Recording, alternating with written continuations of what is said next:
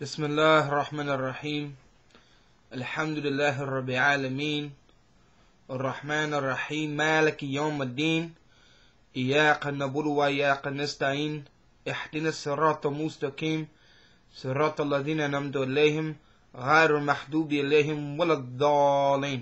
Amen. I begin this topic, this discussion, with the recitation of Surah Al-Fatiha, which is the opening chapter of the Holy Quran. The topic for this evening is on the sonship of Prophet Isa alayhi salam, or better known in the West as Jesus. One of the main things that I wanted to deal with tonight was on the term Son of God and how it became misconstrued and misunderstood among the Gentiles or the non-Jewish people after Nabi Isa alayhi salam was gone from this earth. In every language, in every culture, we have what's called an idiom. An idiom is a figure of speech, more or less. It's something which is maybe not to be taken literally, or something which has another meaning other than the apparent meaning.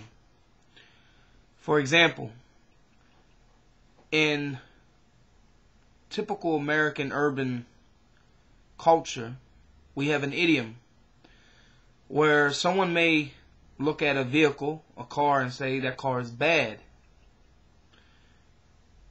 The apparent meaning, someone would be led to believe that when an individual makes a comment such as that car is bad, is that this car is disliked by the individual who is making the comment. But in actuality, that this reference to the car being bad is not to be taken literal, and that this individual actually likes this car or digs this car. So basically the point that I'm trying to make is that every culture has something similar to this. Every culture, every language, they have idioms. In the culture of Prophet Jesus alayhi salam, it was very popular, even prior to his time, that when the Jews referred to someone as being the Son of God, they never understood it in the literal sense. When they referred to someone as being the Son of God, they understood, and the meaning, according to them, was that this person was held in high honor with the Creator. It was never understood in the literal sense that the Creator, the Lord of the heavens and the earth, has subjected himself with human characteristics or fallacies, had brought himself down to an animal state to produce offspring, or that someone was an actual offspring of the Creator of the heavens and the earth. Allah subhanahu wa ta'ala is one. One Creator, one Sustainer, one Cherisher, one Nourisher, one all merciful, one all forgiving. This is Allah. Allah is not the God of the Muslims. Allah is the Creator of the heavens and the earth, and is worshipped by Muslims, Christians, and Jews. Muslims, Christians, and Jews. Christians and Jews who speak Lugha al-Arabiyyun, or the Arabic language, refer to the Creator by the name Allah. They do not say God. God is an English word. The English language is only 900 years old.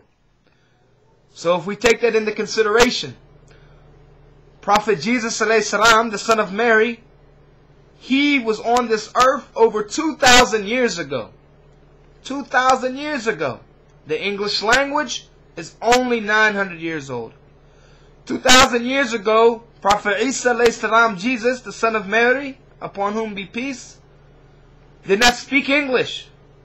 As a matter of fact, the dialect that Prophet Jesus alayhi salam, as a Palestinian Jew, spoke at that time in history was the language of Aramaic.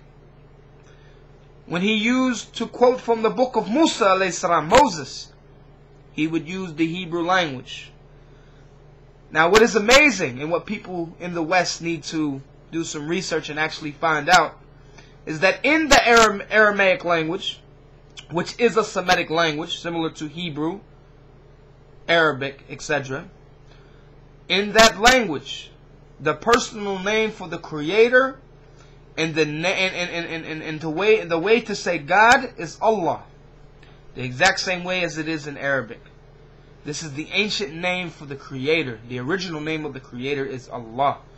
So in the language of Jesus, when he would have called upon his Lord, called upon his Creator, he would have called upon him by the name of Allah. He would not have called upon him by the name of God, which is an English word.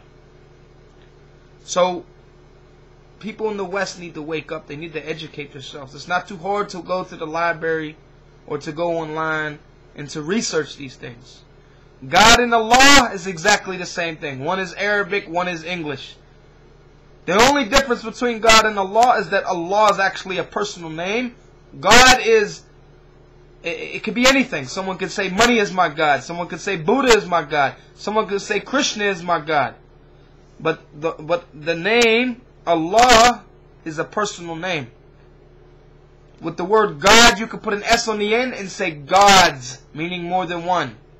You could make it. You could turn it into the feminine noun and say goddess. You cannot do so with the name Allah. You cannot say Allahs, other than to show possession of. But you cannot pluralize the word Allah and make it meaning more than one. In the linguistic grammar sense in the Arabic language, it's impossible, because it is a personal name. My name is Khalifah Al-Akili, and I am from Pittsburgh, Pennsylvania, United States of America. Darkuf, the belly of the beast. And you will be hearing from me from time to time on various topics. And I thank you for tuning in, and I pray that Allah subhanahu wa ta'ala is able to guide, or not that He's able to, but Allah subhanahu wa ta'ala guides the disbelieving people to the path of faith, of Iman. La ilaha illallah Muhammadur Rasulullah sallallahu alayhi wa sallam.